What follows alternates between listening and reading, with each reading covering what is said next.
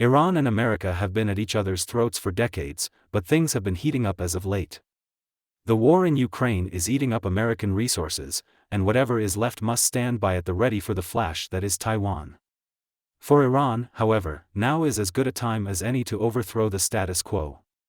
America can't be everywhere at all times, but to understand how things reached this point, we need to rewind the clock to the 1979 Islamic Revolution. The US-backed monarch is overthrown, and the Islamic leadership seizes the US embassy, holding all 52 American diplomats hostage. For Iran, severing relations with Washington was critical to ensuring the success of the Islamic Revolution. After all, you can't wear the crown while kneeling to an outsider's throne. In the decades following, Iran's foreign policy focuses on rolling back the US presence across the Middle East. Conflicts in the periphery ebb and flow like relentless waves crashing onto the shore.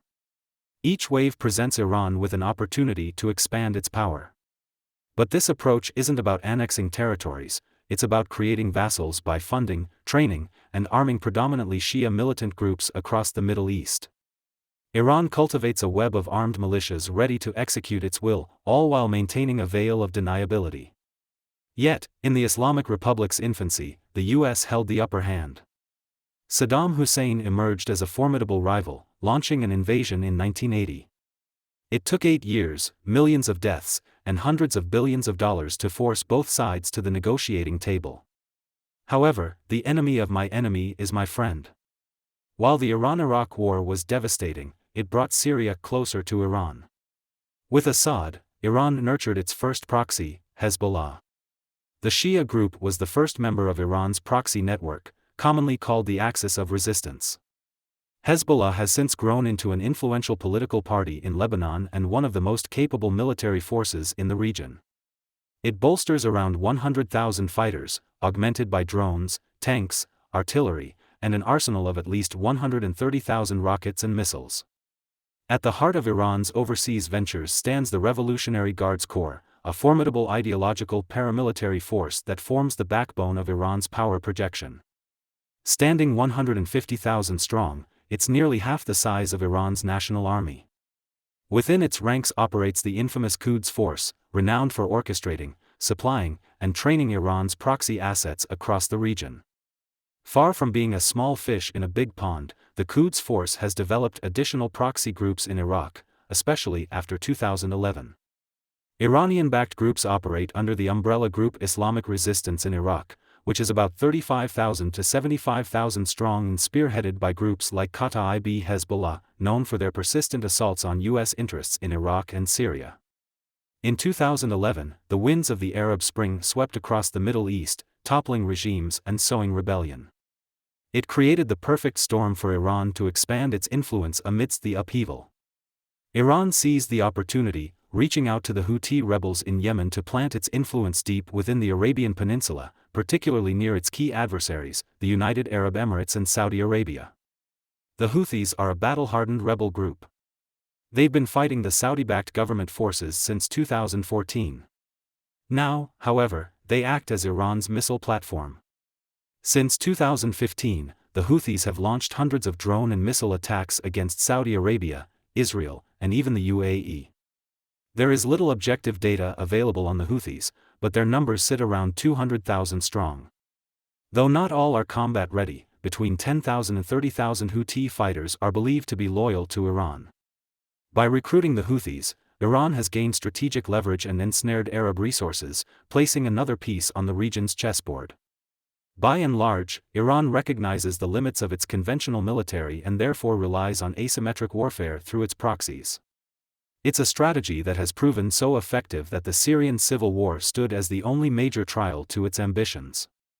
The potential fall of Assad threatened to undermine Iran's grip on the Levant and blow a hole in its proxy network. Losing Syria would mean losing direct land access to Lebanon, where Hezbollah is situated. However, through an alliance with Russia, Iran was able to push back the Syrian rebel forces, securing Assad's position and effectively turning him into a vassal. A little to the south sits Hamas, another proxy of Iran. Since the October 7 attack, Hamas has lost manpower and territory to Israeli forces. Moreover, an estimated 28,000 Palestinian lives have been lost since the start of the hostilities. Iran is the only clear winner in the conflict. The Hamas attack came at a time when Bahrain and the UAE, under American guidance, made historic moves to normalize relations with Israel through the Abraham Accords. With Saudi Arabia on the verge of a similar breakthrough, the Gaza conflict has reignited Arab-Israeli tensions, with widespread regional outrage at Israeli actions. Seemingly, Iran may have strategically sacrificed upon PA to prevent the formation of an anti-Iran coalition. In a daring response to the Gaza conflict, the Houthis launched boarding operations and drone and missile strikes on vessels navigating the Red Sea. The IMF reported that in January alone, these disruptions led to a 30% reduction in Red Sea shipping. Since then, the U.S. Navy has intervened, but drone and missile strikes remain a threat at large. The Houthi offensive seeks to twist America's hand in its dealings with Israel and the wider Arab world. Adding insult to injury, the Red Sea attacks marked the prelude to further assaults on U.S. interests. On January 28, at the Tower 22 base in Jordan, a ruthless strike left 3 American soldiers dead and 40 injured. Though the Islamic resistance of Iraq claimed responsibility, the Pentagon was quick to point fingers at Iran the next day, accusing it of arming the assailants and vowing to hold Iran responsible. In response, America, with British support, unleashed precision strikes on 36 Houthi positions in Yemen. This was then followed by additional attacks on Iranian proxies in Iraq and Syria. Yet, while air power sends a powerful message, it often falls short of delivering a knockout punch. Iran's proxies are well acquainted with such air power tactics, they anticipate as much. Ergo, to dismantle Iran's extensive proxy network, America has but one choice: boots on the ground. Beyond offensive actions, the U.S. has bolstered its presence in the region with an extra 3,200 troops, in addition to state-of-the-art Patriot and THAAD air defense systems, plus a naval task force. This military footprint serves as a signal to both Iran and U.S. allies of America's commitment to regional security. Still, Iran's proxy attacks are meticulously timed. They capitalize on a critical election year in the United States and bank on American obligations to multiple conflicts. So far, Biden has been cautious, but an electoral victory could encourage him to take a firmer stance. Trump would do the same, if not more. Nonetheless, there are bumps in the road to victory. Despite Iran's influence, each proxy operates under its unique ideological banner. Deviations from Iran's strategic directives could disrupt its meticulous plans. For example, the recent attacks risk blowback. Washington could break off negotiations for the exit of its remaining 2,500 troops in Iraq. So Iran can walk on thin ice, but its proxies need to watch their step. And while Iran is a formidable powerhouse, it is not without vulnerabilities. Like Yugoslavia before it, Iran's ethnic layout is its prime debility. American and Israeli policymakers are currently considering employing these internal divisions in hopes of bringing about the Balkanization of Iran. Israel, in particular, has strengthened ties with Azerbaijan and shown interest in supporting separatist movements within Iran. Ethnic Azerbaijanis number around 25 to 28 million, and they are mostly tucked in the north of Iran. If even a portion of that sizable number takes up arms against Iran, it could spell disaster for Iran's statehood. For now, though, information operations are in their infancy. To peek at the future, one needs to look to Iran's east. Here, Iran is in a standoff with Pakistan. At the heart of the issue are militant Baloch separatists who make up the ethnic majority in the region and feel marginalized by both Iran and Islamabad. On Iran's side, there is a Sunni Islamist insurgency, while the Baloch insurgency in Pakistan is a more secular nationalist movement. Either way, the ethnic insurgency has both Iran and Pakistan on edge. So much so that in January, Iran launched unilateral strikes against Baloch separatists hiding in Pakistan.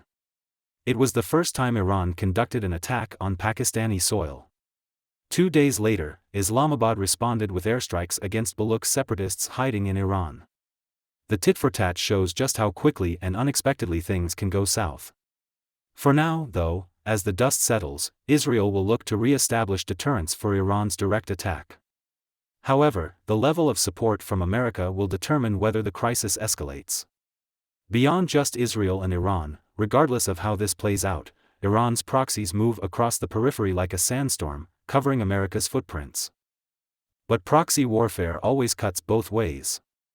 Iran may yet win the battle only to lose the war. Thank you for watching, and please subscribe to our channel Pouring Knowledge for more videos like these.